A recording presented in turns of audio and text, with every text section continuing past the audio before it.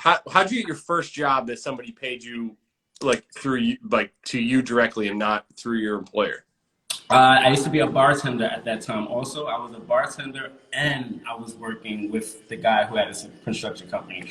And somebody at my bar, I told them that I paint also, and then they was like, "Oh, you know, I have a apartment and I have like 18 units," and they was like, "We need a painter," and I was like, "Oh," and so pretty much that was my first job. No designs, nothing special. I literally just wrote the walls, but I got paid all the money. So Yeah. yeah. His name was Sharif. Sharif in Atlanta. I will never forget him. He was my first client. Dude, I love it. And so what happened after that? Like, what did that go like, oh man, like I could do this, you know? Yeah, but you know, when you first start in a business, everything goes slow. You know, you can't really like pay bills and it's hard, you know? So I still was working with the other guy, you know, and I still was doing the bartending. And if I get other jobs on my own, then I'll tell the other guy that I can't work with him and I'll do my own jobs. It was like that for probably about 6 months. And then I ended up moving back to New York. When I moved back to New York, there was no other guy for me to work with. But a lot of people have been watching me on social media when I was in Atlanta painting, especially friends and family. And I just started working on a lot of them first. And once I started working, you know, all my friends, all my family, I pretty much painted for everybody. And that kind of like built my name in a sense. And I was doing a lot for free. And I was doing a lot for like pretty much almost nothing. All I wanted to do was paint on people's walls. So any opportunity I got, I took it.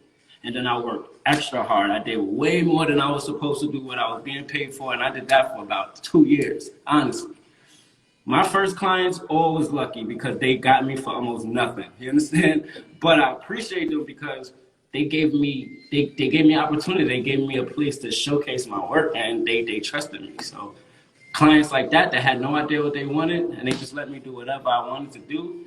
That's why I'm like able to do what I'm doing today, because they gave me a chance. You know, it's like nobody really knows what I'm going to do, so it's kind of hard. Like, you know, and I don't even know what I'm going to do, but they trusted me.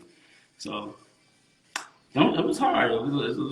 My journey is crazy. Trust me. That's awesome. Ask my friends and family, nobody really sees me because I'm always working. Yeah, I get it.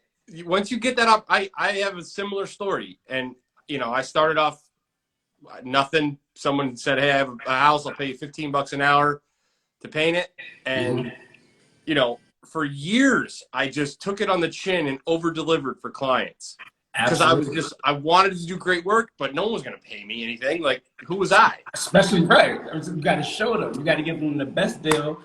Family and friends, do it for free. Yep. You know, and that's my story. Just working hard for nothing. Like, I always told myself I got to work 10 times harder than everybody else just to get a little bit.